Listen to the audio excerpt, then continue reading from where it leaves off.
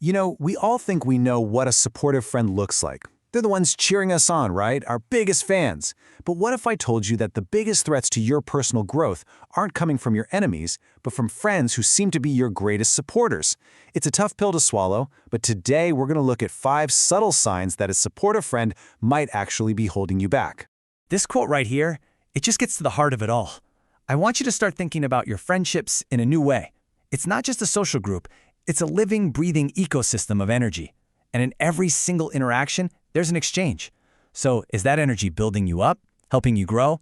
Or is it, slowly draining you, maybe even keeping you small? The stakes are way higher than we think. So this brings us to our very first sign.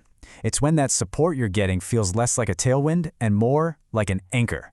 This is the calling card of an archetype we can call the supportive enabler. They seem to care so much about you, but all that care is really just a mask for discouragement. It's like they're trying to clip your wings before you even get a chance to fly. And here's the code. This is how you can hear it. On the surface, when someone says, "I'm just worried about you," that sounds like love, right? But you gotta listen closer. Are they actually helping you figure out how to handle the risk? Or are they just handing you a long list of all the things that could go terribly wrong? A lot of the time, what's really happening is a projection. Your courage is basically shining a spotlight on their own fear. So here's how you spot this in the wild. They're the ones who call your dream job application a real long shot. They'll wrap up their negativity and call it being realistic or just giving you some practical advice. But here's the real test. After you talk to them about your big dreams, how do you feel? Do you feel energized, ready to take on the world, or do you suddenly feel drained and full of doubt? Real support should feel like wind at your back, not a weight on your shoulders. Simple as that. All right, let's move on to our second sign. And man, this one can be even harder to spot. This is when a friendship feels less like a team and more like a quiet competition. Welcome to the world of the secret competitor. Oh, they're on your team for sure, as long as you're not winning more than they are. You know the feeling. You share some amazing news, and they say all the right things, like, "Congratulations, I'm so happy for you." But there's just something off, isn't there? The energy is flat. You can almost hear the real question hanging in the air. Why them? When is it going to be my turn? The compliment isn't really about celebrating you. It's about them trying to deal with their own envy. And that single behavior actually gives us our next 3 signs. So sign number 3 is the classic backhanded compliment. Wow, I'm kind of surprised you got that promotion, but hey, good for you. Sign number 4, they find a way to minimize your win, usually by immediately talking about one of their own successes that was, just a little bit bigger. And sign number 5, they just love to share news about your setbacks, but they do it with this fake tone of sympathy. It's really just a way to put a spotlight on your stumbles. With them, you'll notice the conversation always finds its way back to their own scoreboard. So, we've seen the 5 signs, right? The anchor-like support, the quiet competition, those backhanded compliments, the minimizing, the fake sympathy. But what is really going on here? I mean, why do people do this? It's not always because they're bad people.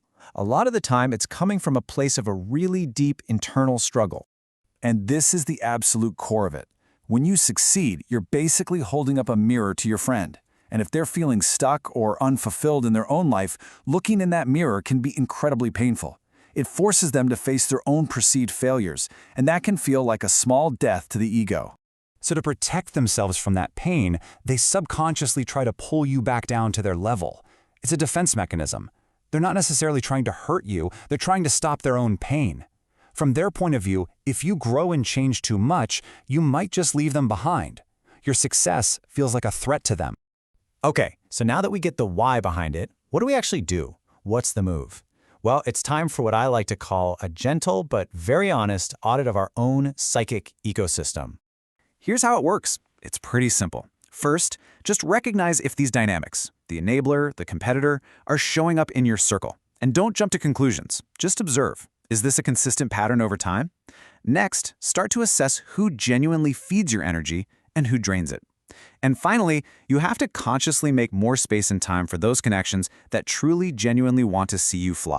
Now, this is really important. This whole audit thing, it's not about making a good friend versus bad friend list. It's not about blame. It's not about judgment. It's all about gaining awareness. It's about seeing the invisible dynamics that are at play in your life. And awareness is always the first step toward empowerment.